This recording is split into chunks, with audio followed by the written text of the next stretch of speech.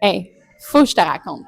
Fait qu'on s'est trouvé un beau petit point pour discuter de ton parcours en tant que Québécois à New York, chercheur au NYU.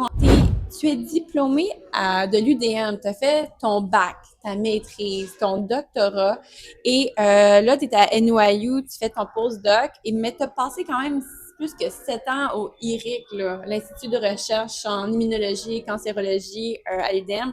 En quoi cette culture de recherche t'a-t-elle donné des bases solides pour bâtir une carrière à l'international? Je pense qu'étudier à l'Université de Montréal donne un gros avantage d'être dans une université qui est très internationale. Il y a des gens qui viennent d'un peu partout dans le monde pour étudier là, pour enseigner. Il y a des programmes de recherche très intéressants. Le centre où j'étais, donc l'IRIC, on a des chercheurs, des étudiants qui viennent de n'importe quel pays que tu peux penser. On a des gens d'Europe, d'Amérique latine, d'Afrique. Et donc, c'est vraiment cette expose à différentes cultures, à différentes façons de faire de la recherche. Et donc, venir à New York, qui est aussi un milieu très international, très multiculturel, j'avais un peu cet avantage-là d'avoir déjà vécu cette expérience.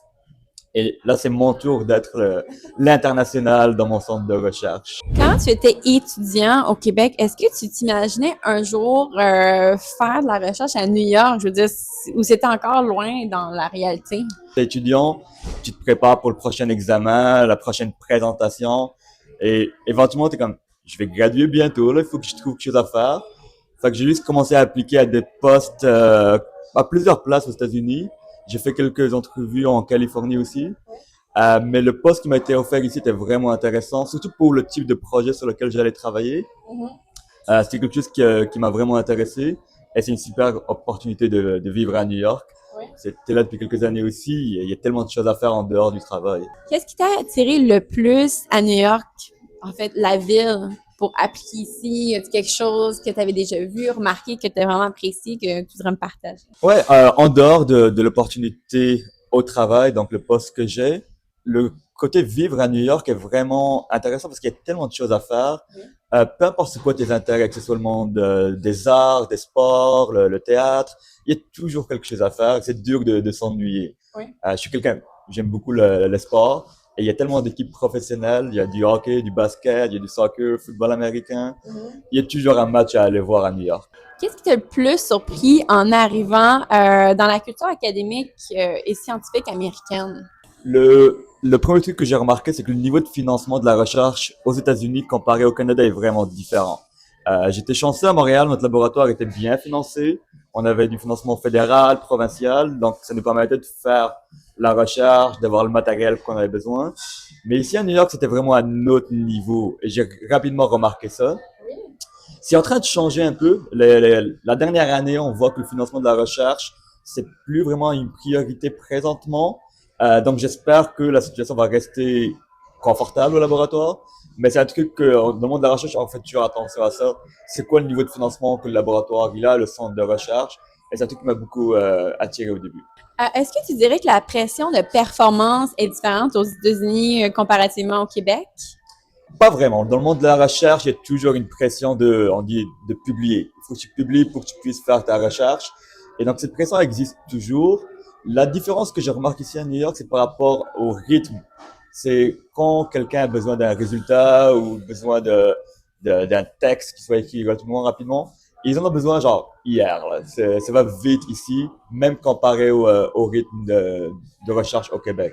Qu'est-ce que ton parcours au Québec t'a donné que tu utilises encore aujourd'hui concrètement dans ton travail à New York? Je pense que l'expérience que j'ai eue dans le laboratoire où j'ai travaillé à l'ERIC, donc le laboratoire du docteur Michel Bouvier, qui a une grosse expertise en pharmacologie, en l'étude d'un certain type de récepteurs.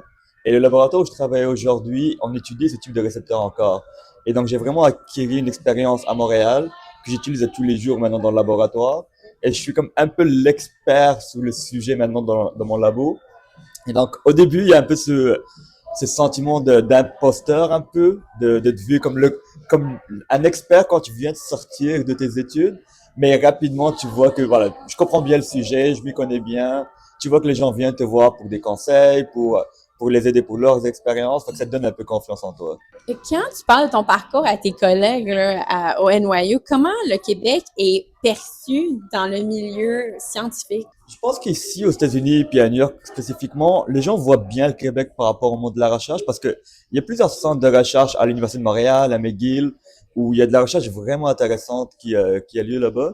Puis les gens connaissent des chercheurs là-bas, ils ont des collaborations avec eux. Mon ancien laboratoire, on collaborait avec pas mal de monde ici aux États-Unis. Donc les gens sont conscients qu'il y a de la recherche intéressante qui se fait au Québec.